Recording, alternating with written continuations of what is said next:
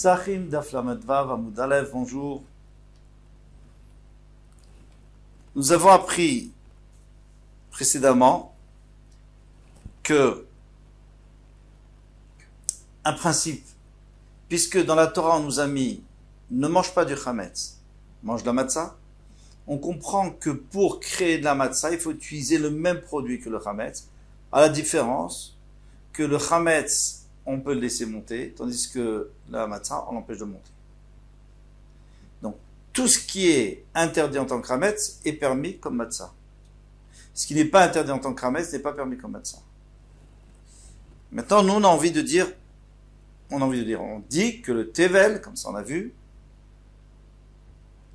que le tevel, si on a pris du tevel, même s'il manque maaserani par exemple, eh bien, on ne peut pas faire de la matzah avec. On n'est pas yotse de matzah, plutôt. On n'est pas yotse de matzah, de la mitzvah de manger de la matzah le premier soir. Alors, la Gemara demande, pourquoi? Elle dit parce qu'ici, il y a un issour de tevel. Nous a dit que pour faire de la matzah, il faut qu'il y ait un issour de chametz et que nous on transforme en matzah. Mais du tevel, on ne peut pas.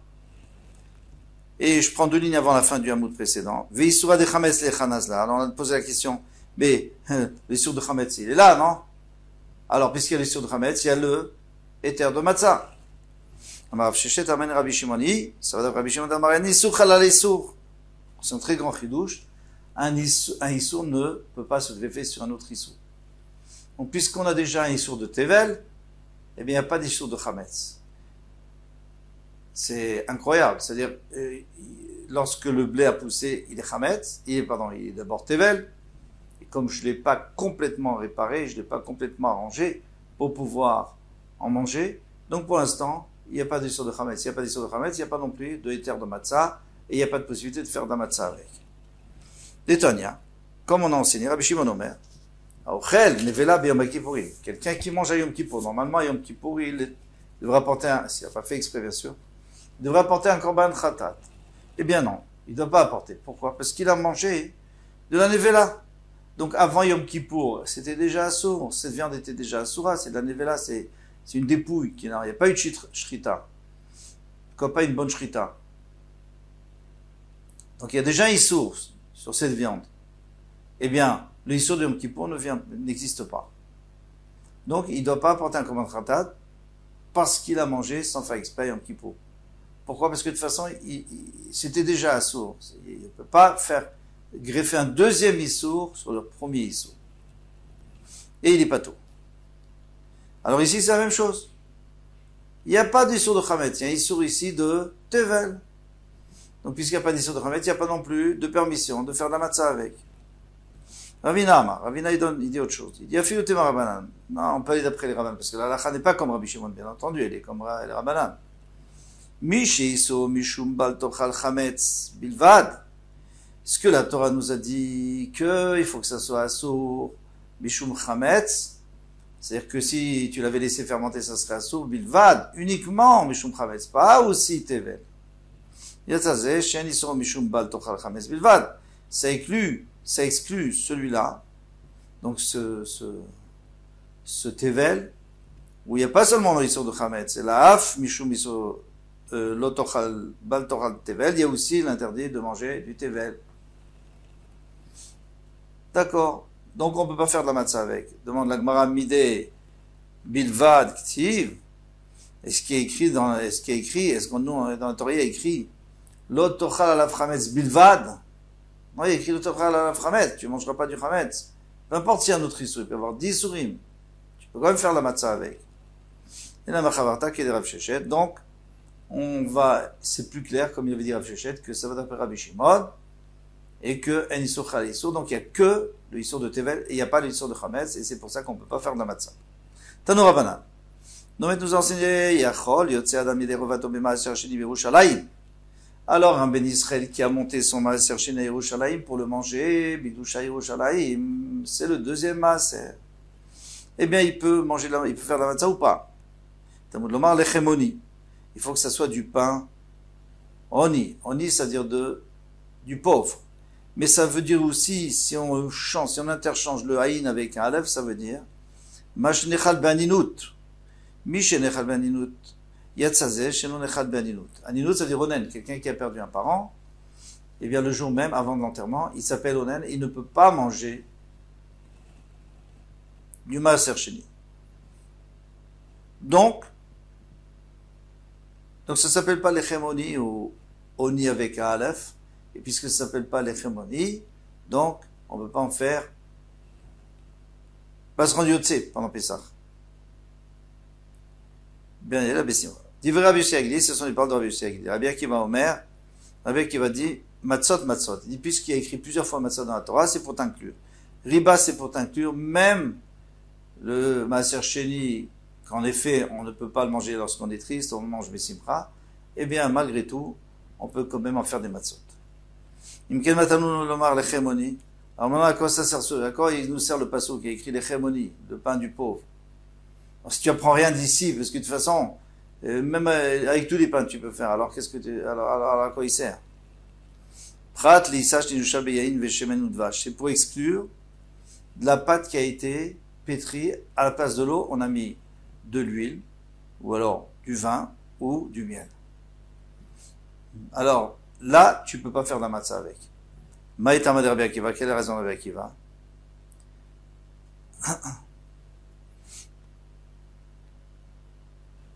Qui permet le maaser sheni. Aïe au shalei. Miktiv lechem oni. Est-ce qu'on a écrit lechem oni? Parce que si tu dis lechem oni, alors tu peux dire oni, aninut, oni, ça veut dire quelqu'un qui est triste parce qu'il a perdu un parent. Aniktiv, il est écrit ani, un pauvre. Donc c'est le pain du pauvre, pas le pain d'oni. Aucun rapport avec ce que toi tu dis. Et c'est quoi le pain du pauvre? C'est le pain qui est pauvre. Ouais, il n'y a que de l'eau et de la farine, comme on a. Dans la matzah de chez nous. Rabbi Yossi Agdili, lui, qu'est-ce qu'il avait dit? Rabbi Yossi Agdili, il avait dit qu'on ne peut pas faire avec Maaser Sheni. Mikarinan, Ani, est-ce que on le dit Ani, c'est vrai que ça s'écrit comme ça, mais est-ce qu'on le dit comme ça? Parce qu'il y a aime la Masoret et aime la Mikra. Donc c'est une marloquette entre eux pour savoir est-ce qu'on donne l'importance à la façon dont c'est écrit dans la Torah ou la façon dont on le lit. Alors lui, Rabbi Yossi dit attention, on lit pas Ani, on lit Oni Karinan. Alors Oni, ça sous-entend Onenut, c'est-à-dire quelqu'un qui a perdu un proche. Rabbi Akiva, maintenant pourquoi lui il fait fi de cette dracha, lui il dit que on parle pas du tout de Aninut. Haï de Karinan Beoni, qui est Shmuel. Vous savez pourquoi on dit Oni? C'est comme Shmuel, dans Shmuel, lechem Oni. C'est-à-dire quoi lechem Oni? Le pain Oni, c'est quoi Oni? C'est-à-dire répondre. Lechem Shoni Malav Dvarim Arbe. On répond beaucoup de choses dessus. C'est-à-dire on répond, c'est-à-dire on dit des choses. On dit toute la Haggadah, on dit le Hallel, tout ça, sur le dos de la matzah. Et c'est ça lechem Oni. Oni, c'est-à-dire répondre. Mais ça va. Alors, en tous les cas, ici on est arrivé à une marloquette qu'on va encore voir plusieurs fois. C'est que Rabbi Yossi Agdili lui dit qu'on ne peut pas utiliser Maaser Sheni, même à Yerushalayim, on a le droit de le manger, on ne peut pas en faire de la matzah. Si c'est du blé, par exemple, ou de l'orge. Et Rabbi Akiva lui dit qu'on peut. Demande à moi, savoir Rabbi Akiva, Isachinusha, Beyain Veshemen Vache, Lo. Maintenant, tu nous as dit aussi que Rabbi Akiva, lui, pense qu'on n'a pas le droit de pétrir on ne peut pas faire des matzot avec du jus de fruits. On doit utiliser de l'eau. Ça, on a bien compris dans les paroles de Rabbi Akiva. Vatana, pourtant, il y a une braïta qui dit, on va voir qu'elle va d'après Rabbi Akiva, et qui dit que non, en la chinisa ve Pessah, on n'a pas le droit de faire de la pâte à Pessah pour faire du pain, pour faire des matzot, beyain veshemen ou de vache. Mais il me lâche, mais s'il l'a fait, Rabban Gamliel Omer Tisaref Miyad, Rabban Gamliel dit, il faut brûler tout de suite. Pourquoi? Parce que ça monte beaucoup plus vite lorsqu'on utilise du jus de fruits. Ça fermente plus vite. Les disent, on peut quand même manger. Si on a fait attention, on peut quand même manger. Rabbi Akiva a dit, Rabbi Akiva il vient, il dit, Shabbati, Aïta Etzel Rabbi Eliezer, Rabbi Yoshua. Donc j'ai passé la fête, oui, chauvette, donc j'ai fêté, chez Rabbi Eliezer et Rabbi Yoshua. Velashti laem issa. Et c'était à Pessah, hein. Et je leur ai pétri de la pâte, bein veshemut vache, avec du vin, de l'huile et du miel. Velamboli d'avoir, ils m'ont rien dit. Tu vois bien qu'on a le droit à Pessah. Le Fapichen la Chine. Bon, en tous les cas, qu'est-ce qu'on voit d'ici? On voit dire que Rabbi Akiva, lui, qu'est-ce qu'il dit? Il dit que on a le droit. Il y a une cheminée de vache. Mais avant, on avait prouvé qu'il disait qu'on n'a pas le droit, qu'on n'avait pas le droit à Rabbi Akiva. On continue ici déjà. Eh bien, qu'on n'a pas le droit de pétrir. Alors, on revient d'après Tanakama. On a le droit de pétrir, mais katfimbo. On a le droit de oindre la pâte avant de la mettre au four avec ses jus de fruits. Attendez Tanakama. Et ça va d'après le Tanakama qui lui disait qu'on n'avait pas le droit de pétrir, mais on a le droit de mettre dessus un peu, parce que ça n'aura pas le temps de monter, parce que ça va très vite, ça va aller au four, et puis il n'y en a pas tellement de jus. Juste on oint un petit peu. Ils disent non, on n'a pas le droit. Et chez la Chine, bon, le produit avec lequel on a le droit de pétrir, par exemple, de l'eau. Mais Katfin, bon, on a le droit aussi d'enduire, pour pas que ça brûle au four, pour que ça soit plus joli. Vetchen la Chine, bon. Mais les produits avec lesquels on n'a pas le droit de pétrir, par exemple, de l'huile, du vin et du miel, mais Katfin, bon, on n'a pas le droit non plus d'enduire. Bon, alors, le Tanakama est Meki, le deuxième Chachamim, ils sont Machemeni. Mais Shavin, Shen, Lachem et Taïsa, mais tout le monde est d'accord qu'on n'a pas le droit de pétrir avec de l'eau tiède. Parce que c'est sûr que ça va fermenter très vite, fermenter très vite. Quand on parle de 18 minutes, c'est avec de l'eau froide. Et même, c'est pas seulement de l'eau froide, c'est même Shelanou qui ont passé la nuit et qui ont vraiment eu le temps de se refroidir. Donc, de l'eau kashia. Il y a pas, alors maintenant, il y avait une question, Rabbi Akiva, une fois tu me dis on a le droit, une fois tu me dis on n'a pas le droit. Habiam Tov Rishon, Habiam Tov Shini. Ça dépend. Pour le premier jour, c'est pour le soir du Seder, en fait. Quand il veut dire le premier jour, c'est le soir du Seder. Pour le soir du Seder, quand tu dois manger un kazé, tu peux pas utiliser de la matzah qui a été faite avec de l'huile, du vin ou de vache. Pourquoi? Parce que ça s'appelle plus lechem moni, ça s'appelle plus du pain de pauvre, ça s'appelle du pain de riche. Alors, c'est pas kasher les matzah. Mais en réalité, comme il dit Rabbi Akiva, on peut tout à fait le surveiller. C'est pas qu'on peut pas, il y a un problème de chametz. Il n'y a pas de problème de chametz. Il y a juste un problème de l'héchémonie. Et Yom Tov Sheni, c'est-à-dire après, en tout cas après la mitzvah du Seder, là on peut manger tant qu'on veut parce que, pourquoi pas? Kidamar le Rabbi Yoshua Livne. Comme Rabbi Yoshua disait à ses enfants, Yom Kama, la matzah que vous faites pour le soir du Seder, l'otalushu li bechalva. Je veux pas que vous la pétrissez avec du lait. Et quand velach, mais après les autres jours, l'oshu li bechalva, vous pouvez le faire avec du lait. C'est meilleur, c'est plus léger. Demande à Gma dit, mais est-ce qu'on a le droit de faire du pain avec du lait? On a vu que non. Vatania, pourtant, on nous a enseigné dans une braïta, on n'a pas le droit de pétrir avec du lait. Veimnash, kol apatasoa, et s'il l'a fait, eh bien, on peut plus manger ce pain, il faut le jeter. Mais pner la verra, de peur qu'après on mange avec de la viande, sans le savoir. Et là, Achika Amar. Alors maintenant, quel est le problème? C'est comment il peut leur dire que le deuxième jour on fait avec du lait. Et là, Achika Amar. Yoma kamalot le shebit doufsha. Non, parlez pas du lait, on s'est trompé. On parlait du miel. Le premier jour, non, pas avec du miel. Et à partir du deuxième jour, vous pouvez me faire avec du miel. Parce que là, il n'y a pas besoin de chémonis, pas besoin que ce soit du pain de pauvre. Mais Baïtema, si je te donne une autre réponse, non, on va pas changer, on va dire qu'on parlait du lait. Ah, mais on n'a pas le droit de faire avec du lait. Comme Torah Shari. Si c'est comme un œil de bœuf, c'est-à-dire une toute petite trala, il n'y a pas de problème. Parce qu'une petite trala, de toute façon, on va le finir. Pardon, on ne craint pas, une petite râle, on ne craint pas qu'il va l'en laisser et puis après il va manger avec de la viande. Achanami, ici aussi, qui est une Torah comme un œil de bœuf. Veshavin, shen lachim, c'est une expression, hein, c'est un peu plus gros quand même. Veshavin, shen lachim, et taïsavé pocherim. Et ils sont tous d'accord qu'on n'a pas le droit de pétrir avec d'eau chaude parce que ça fait d'eau tiède, parce que ça va faire monter. Quelle différence avec les mnachot? Les mnachot, c'est les offrandes qu'on apporte, des offrandes de farine qu'on amène au Beth Amikdash. On peut mettre de l'eau tiède dedans. Et pourtant, c'est matzah, des tan, kalam mnachot, niloshot veposhrim. On a le droit de les, on les pétrit avec de l'eau tiède, mushtabrim, et on les garde. Shelo yachmitzu. Pas qu'ils fermentent et qu'ils montent. On peut les garder. Donc, tu vois qu'on peut utiliser de l'eau tiède. Et pourtant, comme on a dit, les mnachot, ça se fait toujours avec de la matzah. Pas avec du chametz. Ma répond, imam bezrizin, vous avez parlé de personnes qui sont rapides et que les kohanim. Alors, bien sûr qu'ils peuvent faire avec de l'eau tiède. Ils peuvent faire les mnachot avec de l'eau tiède parce que de toute façon, ils vont tellement vite que ça n'a pas le temps de monter.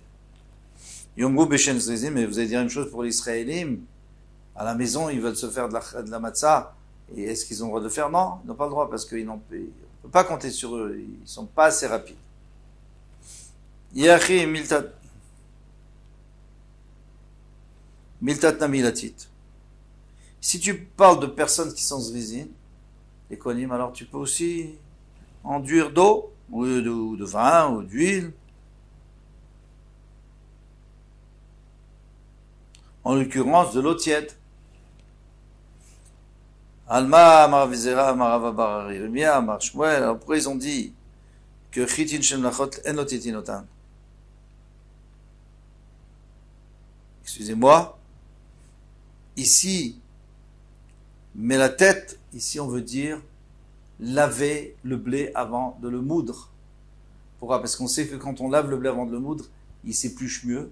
Et à ce moment-là, on peut mieux séparer la peau, donc le son du reste. On aura de la farine blanche raffinée. Alors qu'est-ce qu'il disait? Si c'est ainsi, alors on aurait le droit de tremper dans l'eau. Pourquoi?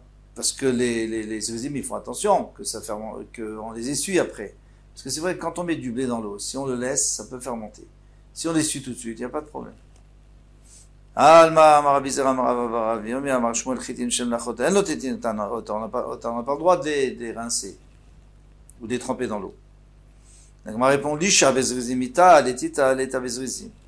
en effet, pétrir, c'est les kohanim qui font, ou alors c'est dans le Beth Amikdash. On peut pas pétrir, on doit le pétrir dans un keli charret, dans un keli du Beth Amikdash. Donc c'est pas dehors, c'est dans le Beth Amikdash. Mais les titas, de tremper le blé avant pour le moudre, tout ça, on le fait avant, bien sûr, on le fait à la maison. Et donc, on n'est pas des zrizim, non. L'isha mita bezrizim. Et toi, tu viens de me dire que si pétrir, ça c'est sûr qu'on peut mettre de l'eau tiède. Pourquoi? Parce que de toute façon, c'est que des kohanim qui sont rapides. C'est pas vrai. Le actif a sac allé à Shemen, il a versé dessus de l'huile. V à la Kohen, il importe au Kohen. Mikmitza ve'elach, mitzvah ve'kiuna. C'est seulement à partir du moment où on prend une poignée pour mettre sur Mizbeach, de la mincha, de l'offrande, c'est seulement à ce moment-là que c'est des zrizim, c'est des kohanim. Mais avant ça, ça peut très bien être à Israël. Donc on revient au même problème, ils ne sont pas zrizim, alors pourquoi on leur permet? Nimed alitzika ou blila shekshira bechol adam. On a appris ici, que de verser l'eau et mélanger tout ça, n'importe qui peut le faire. Alors pourquoi tu me dis que tu crains pas? C'est peut-être un Israël qui va le faire. Et lui, il n'est pas zaris. Ma réponse, l'isha nami bezezimlita. Comme zezimlita. C'est vrai que l'isha, le pétrissage, eh bien, il se fait pas toujours par des zrizim, il peut se faire par n'importe qui. L'isha nei de bezezimlita. Oui, il peut se faire par n'importe qui. Comme zezimlita, mais il faut le faire dans le Beth Amikdash, parce qu'on a dit il faut mettre dans le kli-charet, dans un ustensile du Beth Amikdash, donc on ne peut pas le sortir. Donc on le fait devant les kohanim, et les kohanim vont surveiller qu'ils fassent bien. D'abord, parce que notre maître nous a dit, Belila, mélanger que chez Rabézar. C'est vrai que ça peut être un Israël qui le fasse, qui mélange la mincha avec l'huile qu'il y a dedans, etc. Chutz le chomat azara psula. Mais si on la sort en dehors de la azara, eh bien, elle est psula. Les fouquet, les tita, des na bezrizim. comme zizim. Mais ça va exclure le trempage du blé que là, c'est ni le Kohen qui le fait, ni on le fait devant lui. On le fait à la maison. Alors maintenant, dis-moi la différence avec Minchata Omer. La Mincha qu'on apporte au début, ouais, la Mincha qu'on apporte avec le Korban à Omer, après Pessah, eh bien, Tania, il y a une bataille qui dit Minchata Omer, le Tetinota. On a le droit de laver le blé, et puis après on met tous les blés comme ça en table pour laisser couler l'eau pour que ça sèche et que ça ne fermente pas. Alors, et pourquoi nous, ici, on nous dit qu'on n'a pas le droit de le mouiller? De mouiller le blé avant de le moudre. On m'a dit, Tzibour Shahane, c'est différent. Hein. Quand c'est le Tzibour, quand c'est plusieurs personnes, alors il faut faire attention. Chacun va répéter à l'autre. Chacun il va avertir l'autre. Attention, ne laisse pas monter. Mais un particulier, non, on lui permet pas.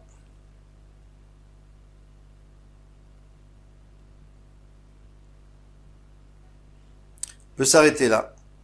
Kol Touf. À demain, Bezrat Hashem.